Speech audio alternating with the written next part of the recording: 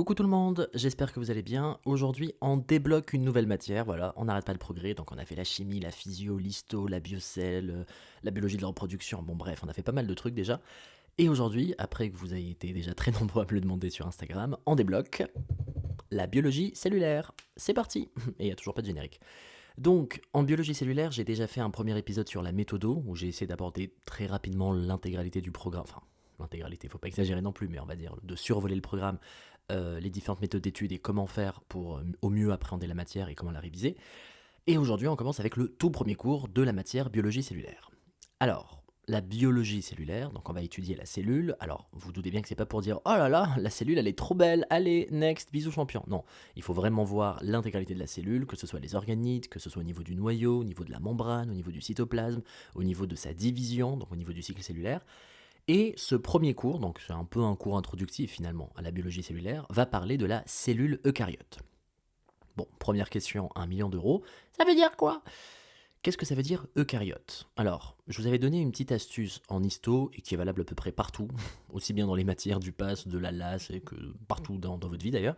Quand vous voyez un mot que vous comprenez pas trop et qui a l'air de péter plus haut que son cul avec des trucs un peu en mode oui, je suis le super nanana, vous divisez le mot, vous regardez l'étymologie du mot et après ça va tout de suite mieux. Voilà, c'est ouf, très très bien. Donc, quand je vous parlais par exemple en physiologie de la sommation spatiale, oh là là, ça veut dire quoi sommation? Sommation, ça vient du mot somme, ça veut dire l'addition. Voilà, sommation, ah, j'ai pas compris, ça fait peur. Addition, c'est facile. Donc, cellule eucaryote, eucaryote, j'ai pas compris. Ben, eucaryote, il y a le caryote qui veut dire noyau déjà, très bien. Et le petit préfixe e, à ne pas confondre avec pro, parce qu'il y aura les eucaryotes d'un côté, enfin les eucaryotes d'un côté et les procaryotes de l'autre, et ben quelque part ça signifie le vrai noyau, enfin la vraie cellule. Parce que si jamais on décide de dézoomer un petit peu, donc on quitte l'espèce humaine, on quitte même les animaux, on est vraiment sur l'ensemble du vivant, eh bien il y a des organismes biologiques qui possèdent des cellules qui possèdent, elles, un réel noyau, c'est-à-dire que le noyau est délimité du reste des organites, du reste du cytoplasme avec un véritable noyau, une véritable membrane nucléaire. C'est ce qu'on appelle les cellules eucaryotes. Alors que de l'autre côté, sur des cellules qui sont généralement un peu plus, un peu moins évoluées, et très souvent c'est sur des organismes unicellulaires, on va être sur des cellules prokaryotes. Alors oui, quand on voit pro, on se dit oh là là, il est pro, c'est qu'il est trop fort, donc c'est que c'est la cellule la plus développée. Non, pro dans ce sens-là, ça veut juste dire je n'ai pas de vrai noyau. Et donc en vérité, la première partie du cours va nous permettre de comprendre finalement qu'est-ce qu'il y a de super fancy sur la cellule eucaryote. Elle a un vrai noyau. Yeah, but that's not the only thing. Parce qu'en vérité, quand on y réfléchit, le noyau possède l'ADN qui possède le matériel génétique, ok d'accord, et ce matériel génétique va être exprimé pour pouvoir donner les gènes, enfin pour pouvoir donner pardon l'ARN messager, puis par la suite les protéines. Et donc en vérité, quand on parle des cellules qui sont à un stade, on va dire, assez bof et des stades assez évolués, typiquement d'un côté les prokaryotes, de l'autre côté les eucaryotes, ben en vérité c'est pas que le noyau qui va changer. Enfin, je sais pas comment vous dire ça. C'est comme si je vous dis, vous comparez une villa à Los Angeles et de l'autre côté vous comparez une petite maisonnette comme ça au milieu de la campagne, là où il y a rien du tout. C'est pas que la taille du salon qui va changer. Alors, est-ce qu'il y a une cheminée et un piano ou pas? Vous doutez bien que c'est un état général. La villa, ok, elle a la piscine, mais elle a aussi 15 chambres, elle a l'air conditionné, elle a la clim, enfin c'est un peu la même chose, elle a la clim, elle a le chauffage, elle a le truc, elle a la 4G. Alors que la petite maison dans la campagne, alors oui, elle a pas de piano, mais elle a pas de troisième chambre, et elle a pas de deuxième salle de bain, et elle a pas de piscine, et elle a pas de clim. Donc en vérité, on a souvent l'impression de dire, ok, prokaryote, il n'y a pas de noyau, eucaryote, il y a un vrai noyau, allez, abonne-toi pour plus d'histoires. Mais d'ailleurs, blague à part, abonnez-vous sur Pastapass, aussi bien sur Spotify, Apple Podcast que sur Instagram, pass.ta.pass. Je réponds à tous les messages privés et je respecte les votes du sondage, parce que c'est vous qui décidez la plupart du temps des épisodes qui vont sortir la prochaine fois. Et donc, on va se poser la question, c'est quoi les autres différences qu'il y a entre les cellules eucaryotes et les cellules prokaryotes? Alors, je vous le donne dans le mille, nous, les êtres humains, on est constitués, enfin, on est des organismes biologiques, on est des organismes pluricellulaires, où les cellules sont eucaryotes. Alors que les prokaryotes, pour faire simple, c'est très souvent des bactéries. Bon, il n'y a pas que des bactéries, mais on va dire c'est très souvent le cas. Et donc, la première différence, c'est qu'il n'y a pas un vrai noyau. Oui, bon, d'accord, Michel. C'est vrai que d'un côté, le noyau est bien délimité, alors que dans l'autre cas, pas du tout. Mais quelles sont les autres différences qu'il y a? Eh bien, premièrement, la compartimentalisation de la cellule, elle ne se limite pas qu'au noyau. Parce que chez nous, la grande noblesse, les cellules eucaryotes. Alors ok, on a un noyau qui est bien délimité, mais on a aussi un ribosome, enfin on a aussi un réticulum endoplasmique granuleux, un réticulum endoplasmique lisse, un appareil de Golgi, des mitochondries, pour les plantes il y a même des chloroplastes, on a également quoi d'autre, on a des vésicules. On est quand même assez fancy, et en vérité on retrouve un peu l'idée de la villa archi développée, parce que là il y a une chambre, d'accord, d'un côté, il y a une salle de bain de l'autre, c'est-à-dire qu'il y a plusieurs endroits dans cette villa, et que chacun des endroits a sa propre compartimentalisation, ses propres murs, sa propre porte d'entrée. Là, c'est le noyau, où il y a l'information génétique. Là, c'est l'appareil de Golgi. Là, c'est les vésicules. Là, c'est la mitochondrie. Et donc, il y a une compartimentalisation. Alors que les cellules prokaryotes, c'est vraiment le souk.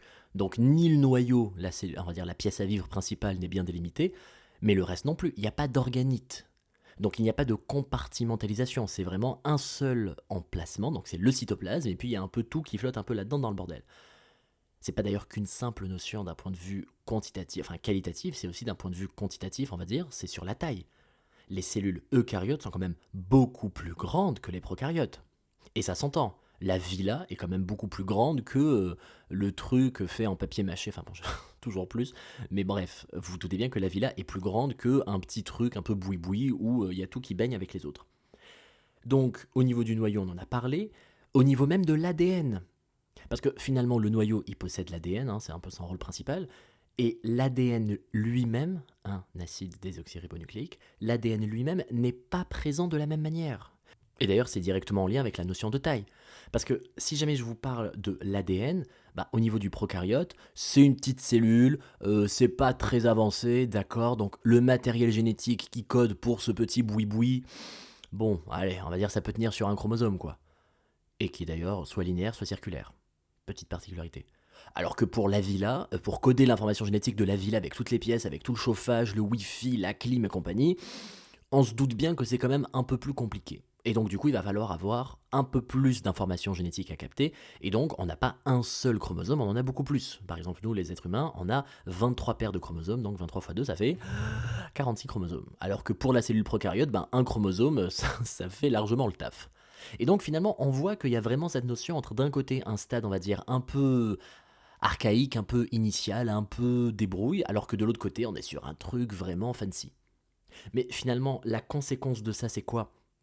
Ben, c'est que au niveau de la villa, il va falloir avoir des couloirs, il va falloir avoir des escaliers, des cages d'escalier. Comment dire? Le simple fait que ce soit plus grand et qu'il y ait plusieurs compartiments rend absolument nécessaire la mise en place d'un système de transport interne. Parce que la cellule, c'est pas Mary Poppins, quoi. Je veux dire, ça se déplace pas comme ça par la grâce du ciel. Donc il faut. Enfin, non, Mary Poppins, c'est pas la grâce du ciel, je crois que c'est un bout de sucre. Enfin bon, bref, j'ai pas vu le film. Mais du coup, concrètement, au niveau même de la cellule, eh bien, il va y avoir ce qu'on appelle un cytosquelette. Ça veut dire quoi? Cyto pour cellule, squelette, ben c'est le squelette. Donc c'est en vérité le squelette de la cellule, ce qui permet au niveau même de la cellule de pouvoir se déplacer, soit par rapport à son environnement, donc c'est les déplacements de la cellule dans le milieu, mais ce qui m'intéresse ici, c'est comment les différents composés à l'intérieur de la cellule se déplacent. Parce qu'encore une fois, on n'a pas de petit jetpack sur lequel on appuie en mode wouh, c'est parti pour la membrane. Non, je dois voir comme, en fait, c'est comme le métro, quoi. Il y a plein de petits filaments, donc on va parler dans le cours sur le cytosquelette, les filaments d'actine, les filaments de myosine, le cytomotosquelette, etc.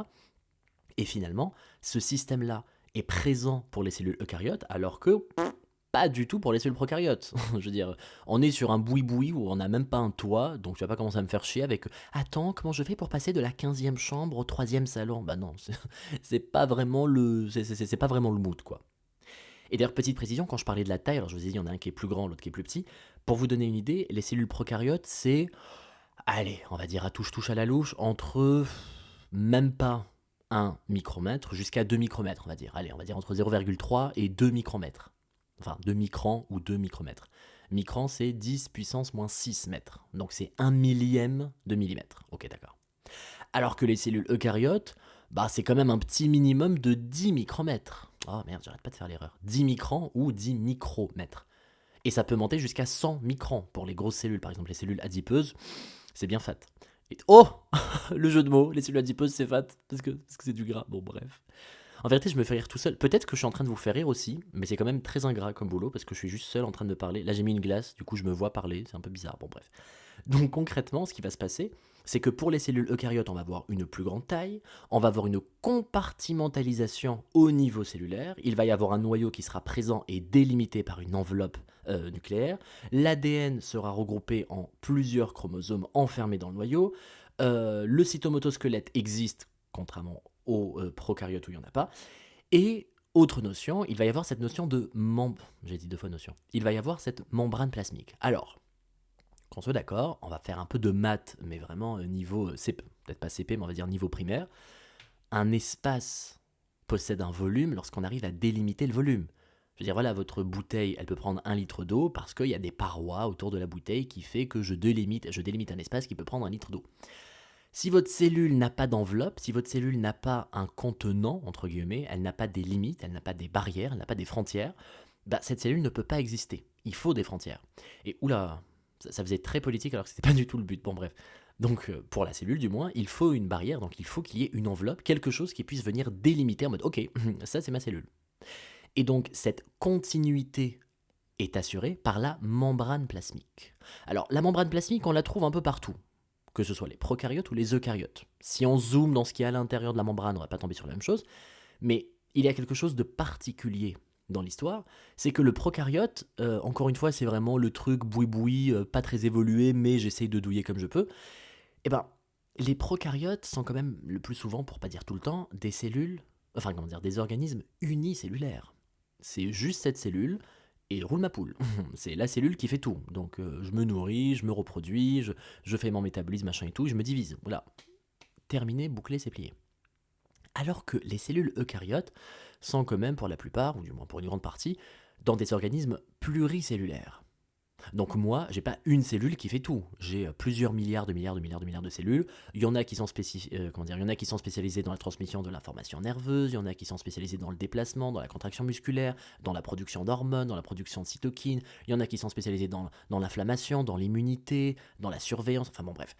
Je vais pas m'amuser à faire le catalogue de toutes les cellules qui existent, mais je veux dire, même si on s'amuse comme ça, voilà, les neurones, les cellules musculaires, les lymphocytes T, les lymphocytes B, les cellules NK, les globules blancs, les globules rouges, les hépatocytes, les kératinocytes, les cellules de la peau.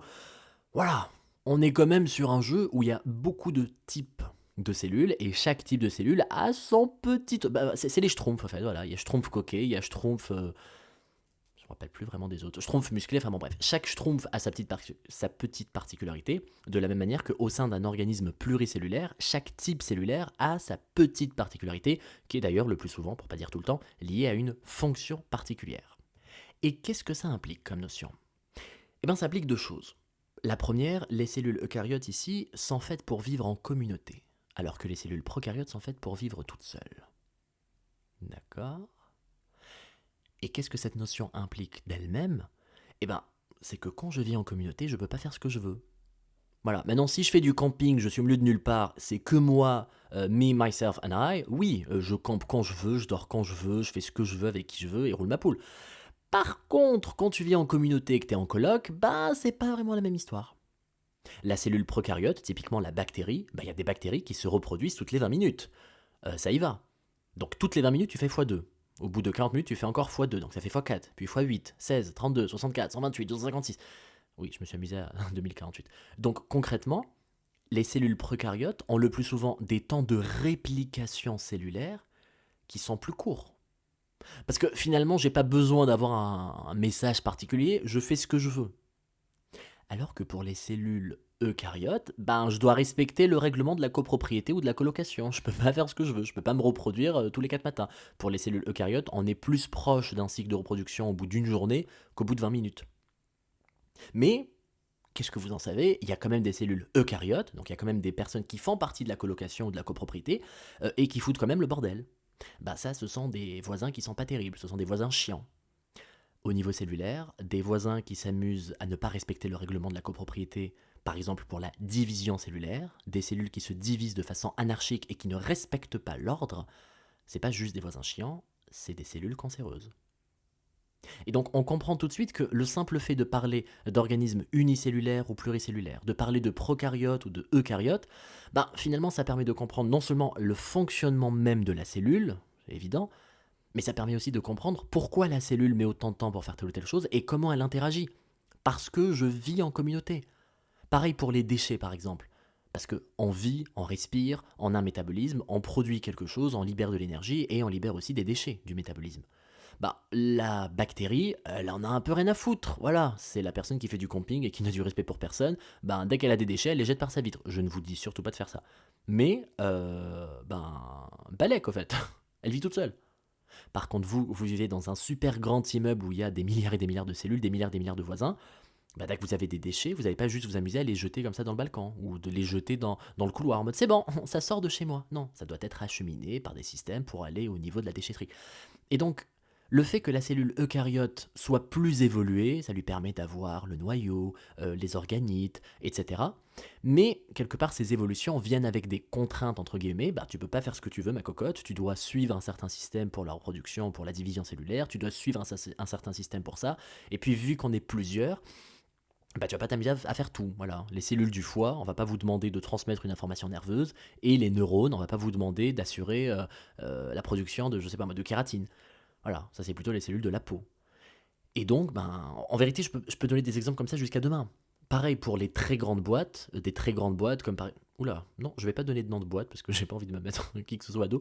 Mais voilà, des très grandes boîtes, ben, il y a un pôle marketing, un pôle digital, un pôle recherche, un pôle je sais pas quoi. Chaque pôle fait un truc. Alors que si vous êtes une start-up ou un micro-entrepreneur ou un truc et c'est vous qui faites tout, bah c'est vous qui regroupez toutes les fonctions et il n'y a pas vraiment de besoin ou de notion d'aller de se dire alors moi je fais que ça, lui il fait que ça. Non, la bactérie prokaryote, bah, c'est à elle de gérer tout son métabolisme. Ça lui permet de se diviser quand elle veut.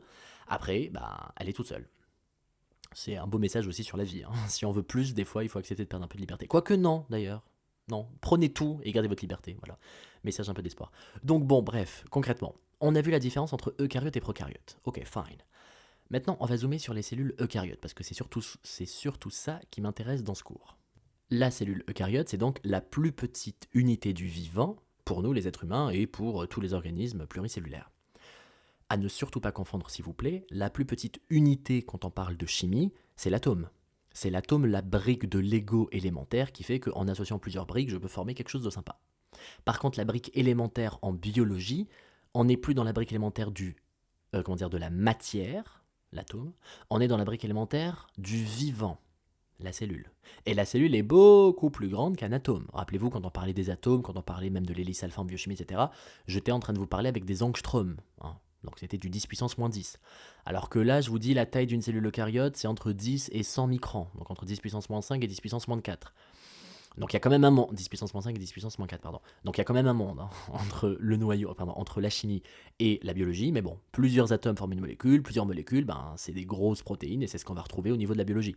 Donc finalement, j'ai envie que vous puissiez mettre un peu en lien chimie, biochimie et biologie pour vous dire qu'il n'y a pas des limites claires entre chacune de ces matières. Alors bien sûr, il y a des ordres de grandeur qui sont très très différents, mais ça se fait dans la continuité. Voilà, des grosses protéines, bah, ça reste des molécules, ok.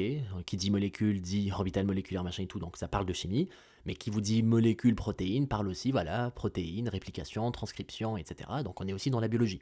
Donc c'est juste que ça se fait dans la continuité. Si je vous parle d'histologie, l'étude des tissus, c'est un niveau encore au-dessus. Si je vous parle d'anatomie, l'étude des organes, c'est encore un peu au-dessus. Etc., etc. Enfin, etc. On va rarement au-delà de l'anatomie. Bien. Donc, ma cellule eucaryote, qu'est-ce qu'elle doit faire? Bah, c'est la plus petite unité du vivant, elle doit faire quand même certains trucs. Premièrement, truc tout bête, elle doit vivre, voilà. C'est quand même pas bête, hein. Donc elle doit survivre, donc il faut qu'il puisse y avoir un métabolisme. Donc le métabolisme, c'est permettre à la cellule de pouvoir continuer à vivre, lui apporter les nutriments, faire en sorte qu'elle puisse effectuer sa respiration, les métabolismes élémentaires à sa survie, et qu'elle libère également les déchets de son métabolisme. Et d'ailleurs, petit rappel encore avec ce que je disais plus tôt sur d'un côté c'est vous qui faites du camping tout seul, de l'autre côté c'est vous qui êtes dans la copropriété. Alors ok, quand tu es en copropriété, enfin tu perds de ta liberté, mais il y a des vaisseaux sanguins qui viennent et qui t'apportent room service, ta bouffe à ta porte. C'est pas mal quand même. Donc ok, il faut respecter le règlement de copro, tu peux pas t'amuser à te reproduire quand tu veux. Mais bon, il y a quelqu'un qui vient dans un vaisseau sanguin pour t'apporter la bouffe. Alors que cellule prokaryote, ouais, tu fais ce que tu veux, I'm wild, I'm free. Mais si tu veux bouffer, bah, va falloir aller chasser. Alors que, vu que c'est un système eucaryote, nous, on a réussi plus ou moins à compartimentaliser les tâches. Donc, et la cellule est compartimentalisée en elle-même, et l'ensemble des cellules, on arrive à compartimentaliser. Enfin, on n'a pas vraiment décidé, hein, mais voilà, il y a des cellules qui ont telle et telle fonction, et d'autres qui ont d'autres fonctions. Donc, au niveau de la cellule, il faut avoir cette notion de survie, il faut également avoir cette notion de communication. C'est directement en lien avec ce que je vous dis depuis tout à l'heure. Je ne peux pas faire ce que je veux dans la copropriété, il faut que je puisse communiquer avec mes voisins. Et bien là, la communication cellulaire, ça se fait le plus souvent grâce à des messagers cellulaires, pardon, à des messagers moléculaires qui viennent se fixer sur un récepteur, qui viennent se fixer sur le récepteur canal, le récepteur couple à protéine G, le récepteur enzyme, les contacts cellulaires. Donc il faut qu'il puisse y avoir cette notion de vie en communauté, donc permettre d'assurer cette notion de communication intercellulaire. Et ça, ce sera notamment très important quand on va parler des hormones et des cytokines. Autre chose. En vérité, on se rend compte que si je me compare moi avec un atome ou si je me compare moi avec une cellule, il y a quand même beaucoup de points communs. Voilà, tout corps tend vers la stabilité, qu'est-ce que je veux faire, voilà, j'ai des amis, nanani, nanana. Donc il y avait des points communs quand on comparait l'être humain à l'atome. En vérité, il y a des points communs quand on parle l'être humain et la cellule, parce qu'on n'est rien d'autre qu'un tas de cellules en vérité. Qu'est-ce qu'on veut faire? On veut se nourrir, ok, on veut rester en vie, on veut faire quelque chose de notre vie aussi, accessoirement, éventuellement avoir une descendance, mais c'est clairement pas une obligation, et puis à la fin, on va mourir. Et la cellule, étant donné que c'est une partie de nous, elle va suivre à peu près le même ordre, quoi. Elle va se nourrir, d'accord, métabolisme, respiration, etc. Elle va vouloir faire quelque chose de sa vie, la cellule. Parce que faut pas croire, hein. Nous on a envie de se dire ouais je vais faire machin, je vais faire pharma, médecine, bidule, je vais finir prix Nobel et tout, ou faire un podcast, pourquoi pas. Mais la cellule aussi, elle a envie de faire un truc de sa vie. Donc elle a envie de faire des études et de se dire moi je vais être spécialisé dans ça. Oui, ça s'appelle la différenciation cellulaire. Vous avez une cellule qui a eu bac plus 12 et qui est très très très très très très bien différenciée parce que c'est devenu un super neurone. C'est la cellule qui est au niveau de votre système nerveux central par exemple. Il y a une cellule qui s'est très très bien différenciée pour se contracter, c'est devenu la cellule musculaire. Et donc en vérité, cette notion même de différenciation cellulaire, c'est permettre à la cellule de s'épanouir et d'accomplir un rôle. Parce que c'est ça aussi. Chaque cellule, je ne vais pas dire non plus chaque tout le temps, parce qu'il y a toujours une petite exception éventuellement, mais le gros du gros des cellules, a une forme particulière parce qu'elle va assurer une fonction particulière. On revient pour la énième fois sur quelque chose qu'on avait déjà vu en biochimie, en physio, sur la notion de RSA. Alors je ne sais pas si on avait vu ça en physio, mais on en a parlé plein de fois en biochimie. Du moins, on en a parlé en biochimie. C'est la notion de relation entre la structure de quelque chose et l'activité de quelque chose. C'est la relation structure-activité, RSA. Et donc, la cellule neuronale, le neurone va avoir cette forme-là un peu bizarre avec les dendrites, avec les axones, parce qu'elle a cette fonction de transmission de l'information au niveau des synapses. La cellule musculaire, elle va avoir cette forme parce qu'elle a cette fonction particulière de contraction, etc., etc., etc. Et donc, au final, si je vous parle de cette notion de « je veux faire quelque chose de ma vie », la cellule eucaryote, pareil. Et qu'est-ce qu'elle fait? Elle va se différencier. Et elle se différencie comment? Oh, jour de joie. Elle se différencie notamment grâce aux messagers qui lui parviennent. Donc, grâce à la communication entre les cellules, avec les cytokines, avec les hormones, avec les facteurs de croissance, etc., etc.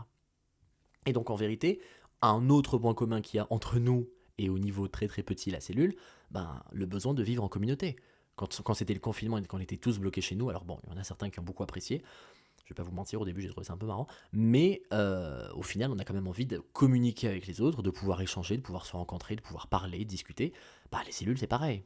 Alors elles vont pas se retrouver en boîte, hein. C'est pas tous les samedis soirs vos cellules qui vont migrer, qui vont prendre le RERB pour aller quelque part, mais même en restant chacune à leur place, elles ont la 4G, elles vont s'envoyer des petits messages en mode alors comment ça va copine? Ouais ça va, et toi? Oh, franchement ça va. Sauf que là elles vont pas se dire comment ça va, elles vont s'envoyer plutôt des facteurs de croissance pour essayer de grandir, pour essayer d'avoir les cellules elles sont un peu plus pratico-pratiques, hein. Elles s'envoient pas un message pour dire suivant en boîte, c'est plutôt un message me tiens survie. Mais bon, on va dire que c'est quand même des messages sympas entre copines. Donc qu'est-ce qu'on veut faire d'autre dans notre vie? On veut vivre, ok, on veut se nourrir, on veut faire quelque chose de notre vie. Alors, c'est pas forcément une fonction qui est vitale, mais ça fait partie des fonctions organiques et biologiques. La reproduction. Quand c'est d'accord, on n'est pas tous obligés de se reproduire. Mais au niveau de la cellule, elle n'a pas grand-chose d'autre à foutre de sa vie. Donc elle est en mode, hey, on va faire une descendance au fait. Et là, la reproduction, c'est tout simplement ce qu'on appelle la division cellulaire. On va parler de la mitose, quand c'est les divisions des cellules somatiques, et de la méiose, la division de la cellule germinale. Et on va voir qu'au niveau de la mitose, c'est deux divisions successives. Au niveau de la méiose, il y a deux divisions successives, mais qui ne sont pas de la même nature. Bref, cette notion même de division réductionnelle équationnelle, elle est abordée dans la notion, enfin dans la matière biologie de la reproduction sur Pastapas, donc no worries là-dessus. Et la notion de mitose, elle est directement abordée dans le chapitre sur la division cellulaire. C'est un chapitre un peu fat, donc ça arrivera prochainement sur Pastapas en biologie. Et enfin, une fois qu'on a fait tout ça de notre vie, c'est quoi la fin de la vie? C'est la mort. Et la cellule eucaryote, pareil. On meurt aussi parce que nos cellules meurent. On est un ensemble de cellules, donc c'est un peu logique. Et donc, la cellule naît d'une division, naît de la reproduction de l'ancienne cellule, de la division cellulaire. Elle peut se différencier, elle va avoir un métabolisme, elle va avoir de la reproduction, elle va avoir des messagers avec les autres copines, etc. Elle va faire sa vie, et puis à la fin, elle va clamser. Un peu comme nous, en fait. Et donc, la cellule eucaryote, ce qu'il fallait vraiment comprendre dans ce cours, c'était sa particularité, sa composition, avec la membrane plasmique qui vient entourer un cytoplasme et qui contient plusieurs organites, son cycle de vie, quelque part, et son organisation dans un organisme pluricellulaire. J'espère que ce premier cours de Pastapas en biologie cellulaire vous aura plu. Dans le prochain cours de biologie cellulaire, on va parler de la membrane plasmique, funny thing.